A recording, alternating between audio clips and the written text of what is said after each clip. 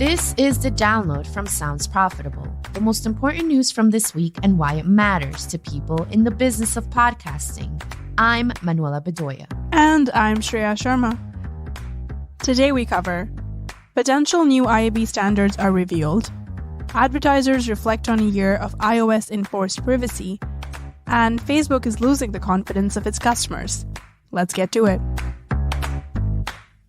Last Thursday, Ryan Barwick, writing for Marketing Brew, published a look at some promising new standards the IAB Tech Lab is toying with in anticipation of a, as Barwick puts it, cookieless future. With the evolution of online privacy, advertising must change with it, and the IAB is experimenting with replacing existing data collection structures with seller-defined audiences, or SDAs. Instead of ad tech using tracking methods to use collected data to serve certain ads to certain users, publishers would use first-party data to decide how to categorize their own audience and take ads targeting those categories.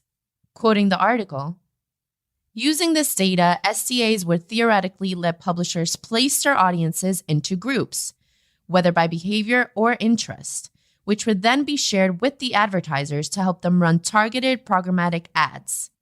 So far, there are roughly 1,600 available labels for publishers to choose from.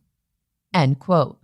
Barwick and others at Marketing Brew have taken a liking to the hyper-specific example label of quote-unquote potato/onions as an example of how granular the SDA system would be if fully implemented. Michael Nuzzo, vice president and head of Hearst Data Solutions at Hearst Magazine, is quoted from the IAB Tech Lab event in February.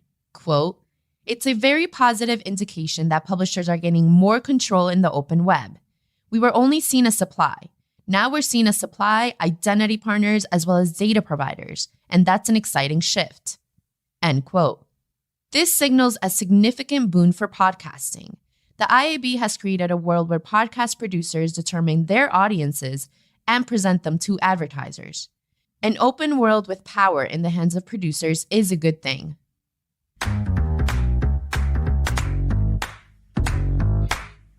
Last Thursday, Digiday's Kimiko McCoy published an article covering the thoughts of advertisers on the anniversary of Apple publishing the industry-changing iOS 14.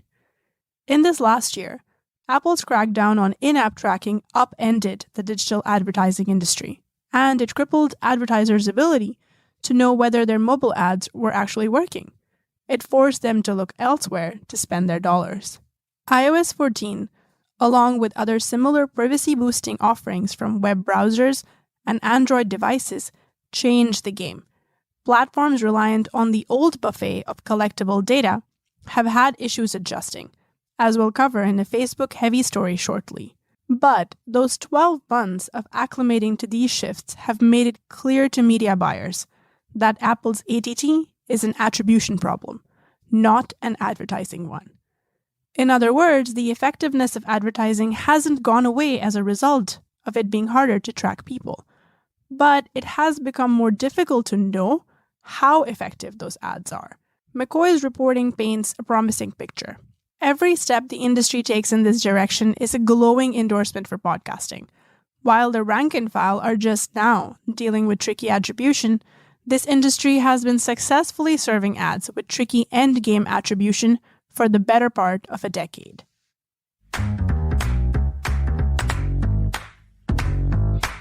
On Monday, AdExchanger's James Hersher published, "Facebook advertisers are itching for change as bugs infest its attribution tech."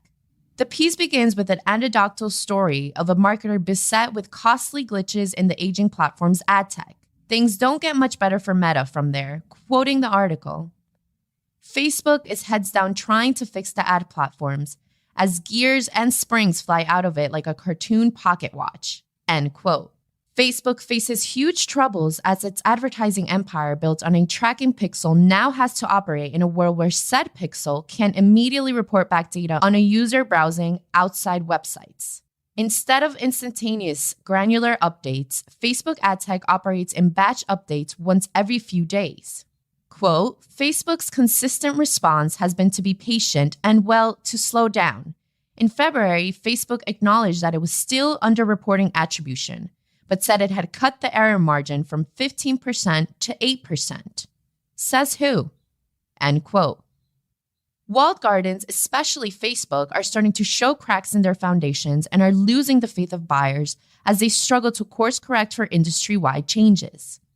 Facebook may have tapped out of the podcasting game entirely, but we still have Spotify. What has happened to the likes of Google and Meta could happen to Spotify in the future, especially now that they've purchased some of the biggest names in podcast data attribution, setting themselves up as a potential gatekeepers of proprietary data not wholly dissimilar to Facebook. Speaking of attribution tech, this Thursday, Business Wire revealed Veritonic's new audio-first attribution solution.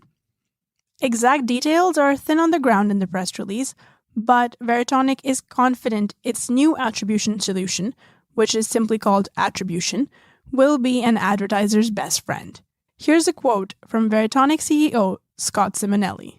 As advertising dollars increasingly flow into audio, brands need the assurance that only Veritonic's end-to-end measurement and analytics can provide. Attribution is the perfect addition to our platform of audio research and measurement solutions, providing data-driven advertisers, brands, and agencies with the tools and insights they need to optimize their campaigns for greater ROI.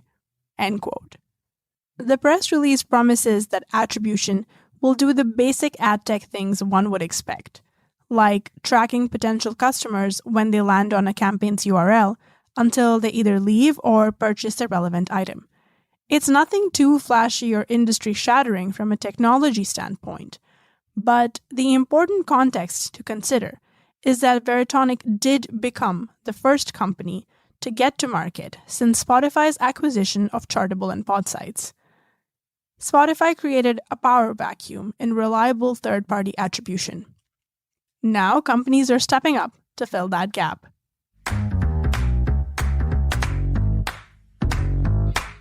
With that, it's time for our semi-regular roundup of articles that didn't make it in today's episode, but are still worth working into your weekend reading. First, Facebook pulls the plug on podcast business after a year by Ashley Carman. And second, Anchor co-founder Michael Mignano to leave Spotify by Ariel Shapiro. As always, the links to every article mentioned on an episode of The Download can be found in the episode details. Finally, a quick roundup of the finance-related news this week that's worth discussing, but not big enough to necessitate individual stories just yet. First up, we have James Herser, who, in a rare 3-time appearance in one episode of The Download, covers the Amazon earnings call from last Friday. Amazon posted a $3.8 billion net loss in Q1 of this year, though they reported a 25% year-over-year increase in advertising revenue. Following that, we have the Sunday issue of The Honest Broker titled, Spotify Shares Now Selling at Less Than the IPO Price 4 Years Ago. While an aggressive headline, the coverage takes care to point out that the lower price share is likely due to Spotify's growth not being as world-dominating as expected, posting a 25% gross profit margin. And that was The Download from Sounds Profitable. I know we went through these fast, so be sure to check out the links to every article mentioned right in your podcast listening app or on soundsprofitable.com/thedownload. And thank you for sticking with us as we bring you the top stories you might have missed from the past week. I'm Manuela Bedoya. And I'm Shreya Sharma. Our producers are Brian Barletta and Ivo Terra. Special thanks to Ian Powell for his audio prowess, Gavin Gaddis for writing today's script, and to Omni Studio for hosting The Download. And as always, thanks to you for joining us. Robot. Download complete. Thank you, and goodbye.